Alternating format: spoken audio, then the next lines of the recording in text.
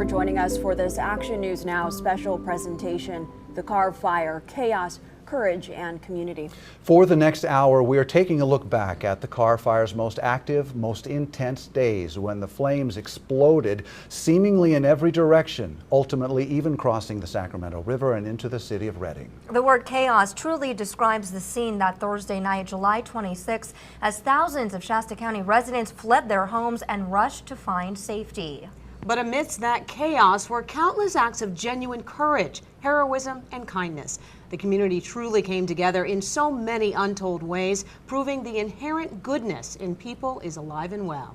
And so we begin with the first Action News Now reporter to arrive at the scene of the Carr Fire less than an hour after it erupted. Here's Mario Montalvo with a look at the dramatic events as they unfolded. It was a regular day like any other when the Carr Fire broke out July 23rd. I had just come back from covering a story in Red Bluff when I got this tweet and noticed a plume of smoke west of Redding. Little did any of us know what we were in for in the coming days. The Carr Fire broke out Monday, July 23rd at 1:15 in the afternoon on Highway 299 near Carr Powerhouse Road. In just an hour and a half, it quickly grew to 350 acres, closing Highway 299 and forcing residents in nearby French Gulch to evacuate. But it didn't stop there. I'm here in the town of French Gulch. I'm just going to cut to the chase here. Take a look at what's happening behind me here. This fire, just in the last few moments, has just exploded out of control. Like I said, we've seen this fire quickly grow from 50 acres to 350 acres, and now it's grown to more than 1,000 acres. Over the next couple of days, the fire grew to more than 4,500 acres. Now, this is mainly due to changing wind conditions that overnight pushed this fire in pretty much all directions. That changing wind conditions have broken several containment lines on this fire. That was Wednesday, but the fire exploded Thursday, temporarily blocking in 3 Action News Now reporters on the west side of the fire near the town of Old Shasta. We're seeing fire to our right, to our left, in front of us. It's going just about everywhere at this point. There is, oh man, Mario, turn. This is what we're seeing every few seconds. Just flames erupting all over us. Not long after that, the fire encroached on the outskirts of Redding, forcing evacuations from neighborhoods on the city's west side. The skies quickly filled with smoke, and within minutes, homes and even entire neighborhoods were up in flames. And then something happened no one could have predicted: a fire tornado. That fire tornado was just at the end of our block, whirling, and it was huge. It was hundreds of feet tall. It was as wide as a football field, and it was just angry and just churning, and it made the sky super bright. Thursday night, as people rushed to escape danger, chaos and confusion filled the streets. I got to where about the power line road is, and if I'd seen what I believe I seen right, the power lines came down on the cars that were about 6 cars behind us. That night, the evacuation center moved from Shasta High School, which was now in the evacuation zone, to Shasta College. And Action News Now began broadcasting 116 hours of continuous coverage on the Carr Fire. A very serious situation this morning, folks. The Carr Fire exploded overnight, and portions of Redding are now evacuated. We're learning that several homes in Redding have burned. Later that day, spot fires prompted new evacuations, forcing even more residents out of their homes, including myself. This whole area was evacuated. I got a reverse 911 call. I live not far from here. That reverse 911 call said that everything was now evacuated down south, west of 273. The fire continued to burn, endangering the town of Igo, and in the days that followed, Lewiston. But firefighters slowly and surely began to get a handle on it. And we begin with the news that firefighters are gaining ground on the Carr Fire. Cal Fire says it's nearly 113,000 acres and 30% contained. The Carr Fire has now grown to more than 173,000 acres and is 47% contained tonight. One by one, evacuations were slowly lifted, giving many residents their first glimpse of the devastation left behind. And while the Carr Fire is still not fully contained, the town of Redding and the rest of Shasta County is slowly getting back to normal, and residents are looking to the future to rebuild, heal, and start fresh. Now, over the course of more than 2 weeks, 8 people were killed as a result of the Carr Fire. Coming up later in the show, Action News Now reporter Cecile Juliet will take a closer look at each one of the victims. In Redding, Mario Montalvo, Action News Now. CAL FIRE released the cause of the Carr fire within days of it breaking out, though the information wasn't very specific. They said it was a mechanical failure of a vehicle.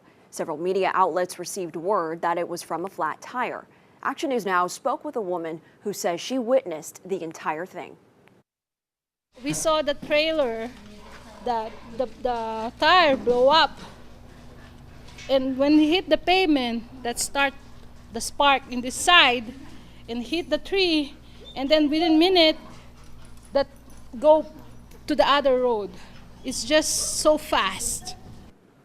Law enforcement officers from Whiskeytown National Recreation Area are leading the investigation into the cause. They say they are not confirming the cause was from a flat tire, but they did say it was from a recreational trailer, and they cannot speculate or release further information on the driver responsible. It's been called the most destructive fire in the North State, burning at last count more than 1,600 structures. The scale of the destruction has been unprecedented, with hundreds of families displaced. Action News Now reporter Spencer Joseph has a look at some of the communities affected. Unlike any fire in the North State, the Carr fire, started here at Carr Powerhouse Road, has torn through over 100,000 acres and over 1,000 homes. It had no regard for what lied in its path, and now hundreds of families are without homes today because of its wrath.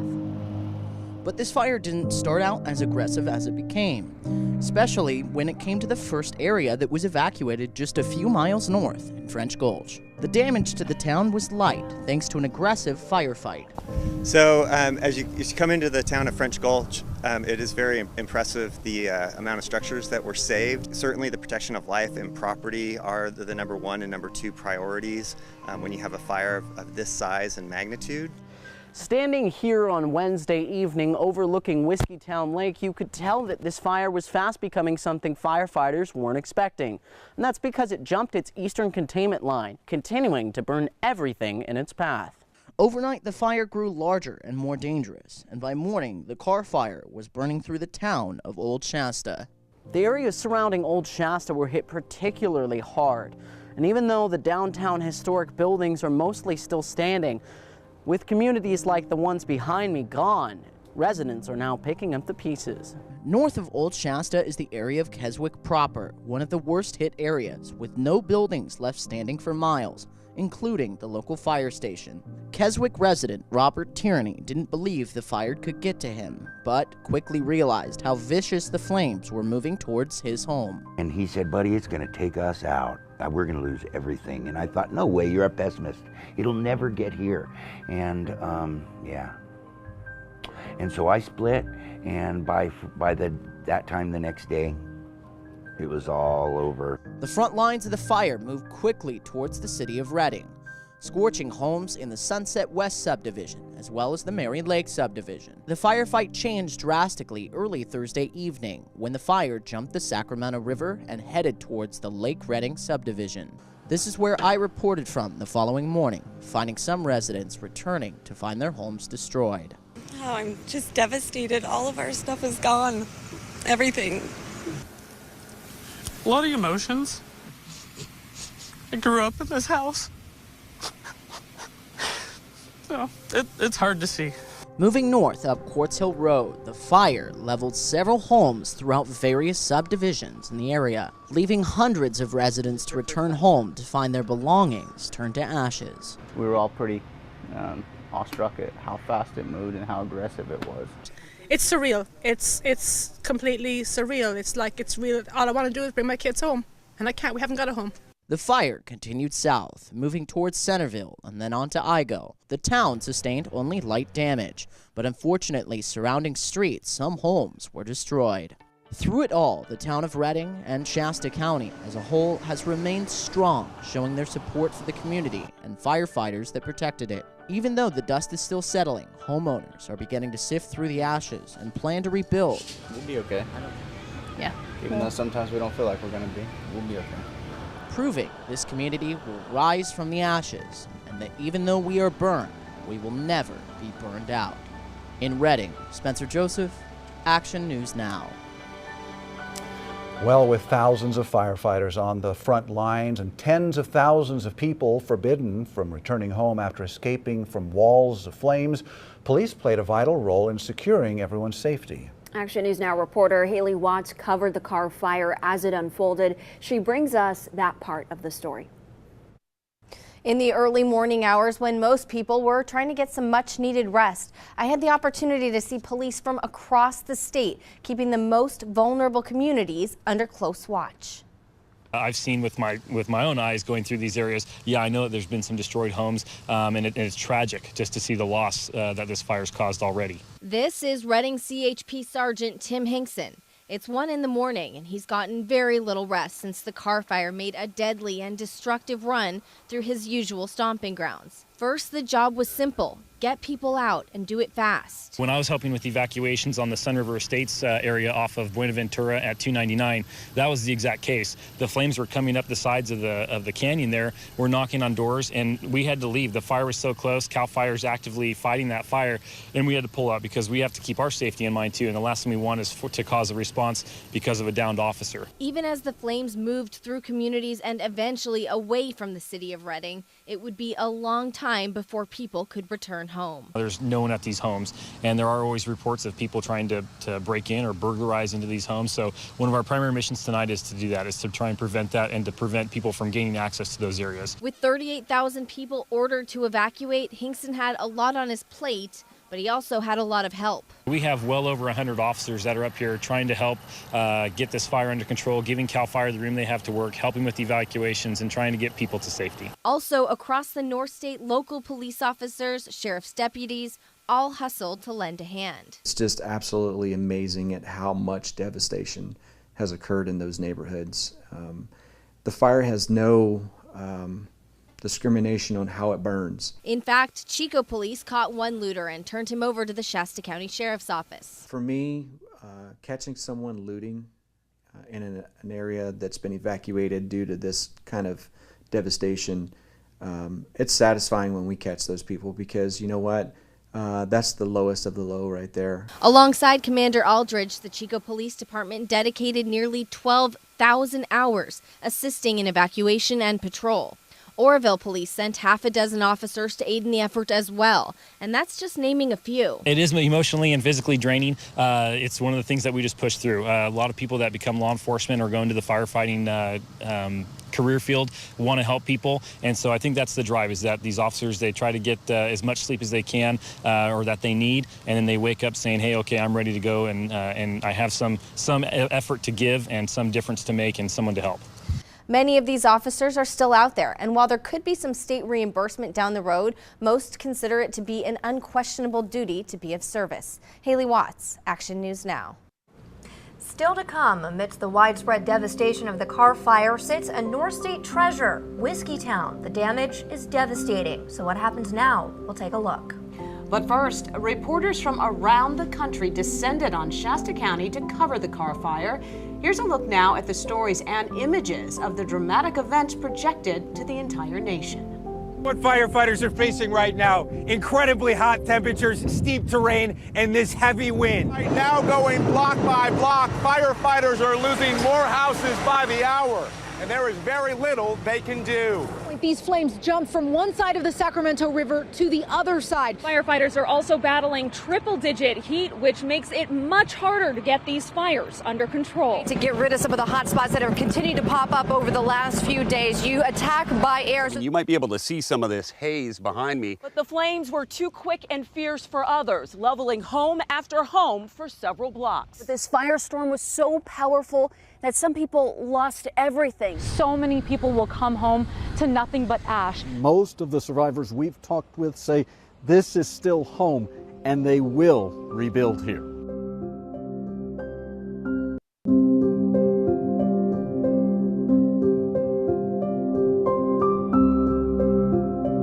And I remember that I was just coming on to work, and I remember getting the text from our newsroom that was being evacuated. And I didn't really realize how serious it was until I came down Court Street onto Benton Drive, past the Diesel Horse Bridge. And I remember looking to my left and seeing this view behind me. that really wasn't what I was expecting. Probably 100 people standing on this bridge just watching the fire and taking pictures. And it was incredible to see how many people were here watching that fire move closer every minute.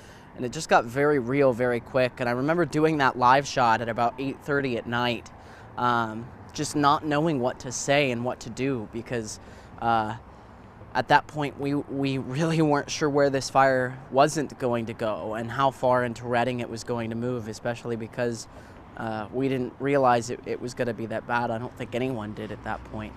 And I think this was really the moment for me that I realized that the Carr fire was going to be as destructive as it was. Well, Whiskeytown National Recreation Area is treasured by all who live in Shasta County. But after the Carr fire roared across the beloved trees, trails, and shoreline, Whiskeytown will be closed for the rest of the summer. Well, Action News Now reporter Elizabeth Zeledon explains how the memories residents hold dear are inspiring hope for a quick reopening and inevitable recovery. Looking out and seeing the mountain range is itself in beauty, just taking it, and that's huge. And thinking, how do people cross this? And now people who've never seen it before can only hear what we've told them about it and see the pictures, and you can't even imagine. Every turn, every tree, every breath of fresh air sparks a new thought of a fun time once had at Whiskeytown Lake. Oh, since my kids were little, we'd come out and launch the boat since they were little. They're in their 20s and 30s now. Because my daddy always throws me in the water and we can do cool tricks. But when the Carr fire hit in late July, it spelled disaster for the entire park. Popular Park is expected to remain closed throughout the summer. The drive from the visitor center around the lake is a sobering one, with more acres blackened than intact at this point. The fire burned through the Oak Bottom Marina, destroying dozens of boats. Rebuilding and recovery is expected to take quite a while. Bottom of the campground, the marina, that's closed, so that's definitely having an impact over on that side. We've had a lot of requests for information through our social media of people asking, I had camping reservations at Oak Bottom, what do I do? Unfortunately, I don't have a perfect answer for that right now. When I saw on the news what had happened to Whiskeytown, I just kind of cried because I had so many good memories of hanging out there. As we headed through the burnt-out forest, you could see the places that once made beautiful memories had now turned to ash. Signs fallen to the ground, charred. And smoke covering the beauty you could once see over the lake. But this area isn't just a natural treasure to everyone, it's also a tourism goldmine for neighboring cities. Just last year, more than 800,000 people visited Whiskeytown and spent more than $35.3 million on camping, buying gas, shopping, and enjoying some local restaurants. But now that the community has lost this treasure, it's also losing tourists. But from the fire comes strength and hope. And as the community begins to heal and rebuild, the park will be doing the same, in hopes of one day making new memories with all its guests. We will, of course, the Whiskeytown will open again, and it'll be there for everybody who loves it, and it will always be. But it's okay. I'm alive. I'm well, I'm strong. I'm gonna rebuild. Rebuild, just like Whiskeytown. It's gonna get rebuilt. That'll be there a long, long time. Yep, can't wait to go back. Yeah. Definitely will go back to Whiskeytown. Elizabeth Celidon, Action News Now. And as the Carr fire exploded across neighborhood to neighborhood, first responders, medical workers, and others proved heroic. They stayed at their posts knowing they may not have homes to return to. Action News Now reporter Laura Eng introduces us to several of those heroes as they ignored their own personal losses to answer the call for help. I spoke with several first responders while covering the Carr fire across Shasta County, and what struck me most was the selflessness and courage of the men and women on the fire's front lines. Many first responders lost their homes as well, but stayed on duty because, quite simply, it was their job and the community needed them more than ever. And he said, buddy, it's going to take us out. First responders, medical and utility workers, the ones who communities look towards in a time of need. Many employees stayed at their posts during the Carr fire, despite knowing their homes could be destroyed. Redding's very own police chief Roger Moore lost his home in the Carr fire. If we don't arrest them for looting, they will be arrested for something else. PG&E employees worked around the clock at a base camp to return power to 3,900 customers. We're working closely with CAL FIRE to determine which areas are safe to go in. California Highway Patrol Officer Jason Morton stayed on duty, patrolling Redding neighborhoods to protect homes from looters. A lot of us are driving in and out of all the neighborhoods, up and down long driveways, basically just making sure we don't see people that are out here walking the neighborhoods. Ted Blankenheim was not on the front lines but understood what was at stake for first responders.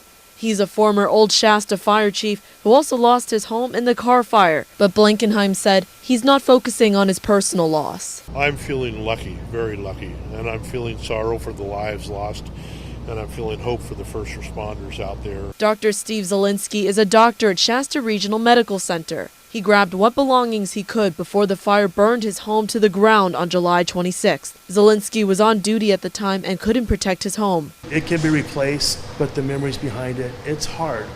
And we have guilt as far as I should have stayed 5 more minutes, I should have grabbed this, I should have grabbed that. But in the end, it is just stuff. Dr. Zielinski's wife is California Highway Patrol Assistant Chief Elizabeth Barkley. She manages the Northern Division and stayed on duty as well during the Carr fire. There are a lot of victims that are still trying to comprehend what just happened. I'm still processing, but I have to work. That's my main priority. She has to do her job, and I have to do my job. Only one item from his home was left unscorched. It's a sign of resilience. You know, our community is resilient, just like our flag. I'd like to take this time to personally give a big thank you to our first responders for all of the sacrifices they have made during this challenging time. Laura Eng, Action News Now. Well, up next, a look at how weather impacted the Carr fire and the science behind that terrifying and destructive fire-nado. And later, the Carr fire didn't just devastate neighborhoods and forest land, it also shattered the lives of those who lost loved ones to the flames. We take a closer look at those who died. But first, Action News Now anchor Debbie Cobb takes a look back at what she says has been one of the biggest stories she has ever covered. In the flash of a second, one mechanical failure on a vehicle would change the lives of thousands forever. There were numerous instances on and off the fire lines where emotions would run high, from random acts of kindness to pure joy and complete despair. Here are some of the memories that will forever be etched in my mind. Spencer Joseph captured a family who lost their home to the Carr fire, but was reunited with their dog live on TV after flames destroyed their home. I felt like I was right there. Now, this was the family that we brought you earlier, and the fact that they had looked for their missing dog, and at this time, they have just been reunited. I'm gonna zoom in here so that you can see it this time. Look at that. Firefighters are still on the fire lines working tirelessly to put out one of the most destructive fires in California history.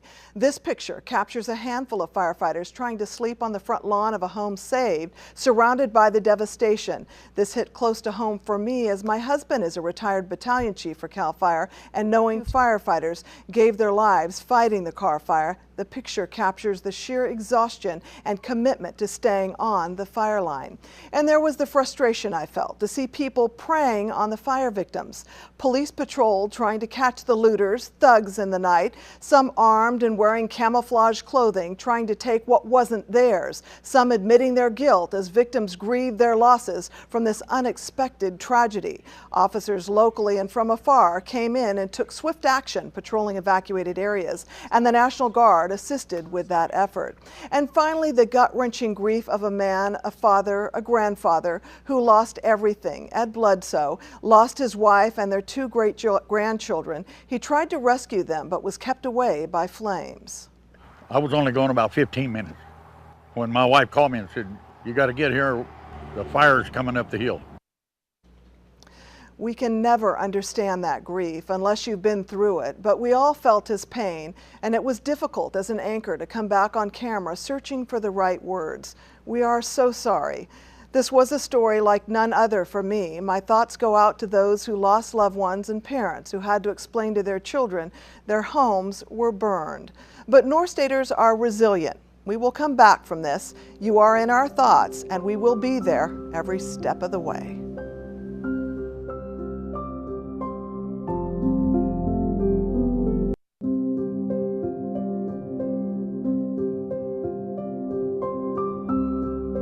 Welcome back. I'm Megan Wallace. You're tuning in to the Carr Fire 1 hour special. We watched in horror as the Carr Fire quadrupled in size in just a matter of days. The North State's extremely dry, hot, and windy weather played a big role in how fast this fire grew. Our weather team worked tirelessly around the clock, tracking the forecast and anticipating what fire crews would be up against next. Court Klopping joins me now with what many would call one of the most bizarre phenomenons to come out of this fire, the firenado. Yeah, that's right, or also referred to as a fire vortex. And Chris was actually here when this happened, and that was on the 26th. And you're going to be able to see the rate of spread because we're going to break that down by day by day as well. But I do want to break down exactly what caused that to happen. So intense heat caused a rapidly rising column of hot air into a cooler air mass above, and what happened is that started to whirl as cooler air started to move down and hot air started to move up. They started to surround each other and rotate. That became a much stronger rotation as the column rose, and that's what really picked up those winds. We clocked those at 143 miles an hour. That's the same strength as an EF3 tornado. So again, that was ripping trees out of the ground. It was also spreading ash and burning debris in several directions. This was responsible for a massive spread in the fire on the 26th. We're going to show you that coming up here in a second. Here's what we saw for the start of the fire. So Monday, July 23rd, it was just under 1,500 acres. You can see 1,437 acres moving forward. It didn't grow substantially. It did triple or double in size, 3,126 acres, but this is a normal rate of growth for a wildfire normally seeing in Northern California. Moving forward, this is when we started to see it getting a little bit worse. So July 25th, it started to move from west to east. You can see it made a little bit of progress towards the Redding area. Firefighters were still very concerned about getting that line right here moved in because that's where we were worried about the rate of spread, and for good reason. Take a look at this. On July 26th, this is when the firenado occurred. That's when we saw that rapid spread from the area around French Creek towards Redding, and that's when the fire grew up to 28,763 acres. After that, we did see stronger north winds developing, pushing that fire from north to south. The humidity was very low in this area surrounding the Carr fire. That allowed for more fuels to really light up very quickly, and the wind made it spread rapidly. 48,312 acres by the 27th. You can see the 28th that continued to grow southward towards Happy Valley. That's when Igo was evacuated on that night. Then by Sunday, it surrounded Whiskeytown Lake and also grew to the north up to 95,368 acres. By Monday, July 30th, it was over 100,000 acres, and by the 31st, it was up to 112,888 acres. So again, that rate of spread continued to rapidly rise. By August 1st, 121,049 acres, and by August 2nd, up to 126,913 acres. So it did rapidly grow during that time, and since then, it's continued to grow mainly north and westward. After that, and you can see the darker area here was the August 2nd time frame. The lighter area we're able to make out here, that's what we're seeing currently. So the Carr fire pushing 180,000 acres now, something that started at under 1,500 acres on the first day that it was burning. So a rapid rate of spread had a lot to do with the weather conditions in the area. Red flag warnings were issued during this time frame, and strong winds really helped to fan flames and push them a great deal. But the biggest rate of acceleration that we saw was July 26th, when the firenado pushed the fire to the east into Redding.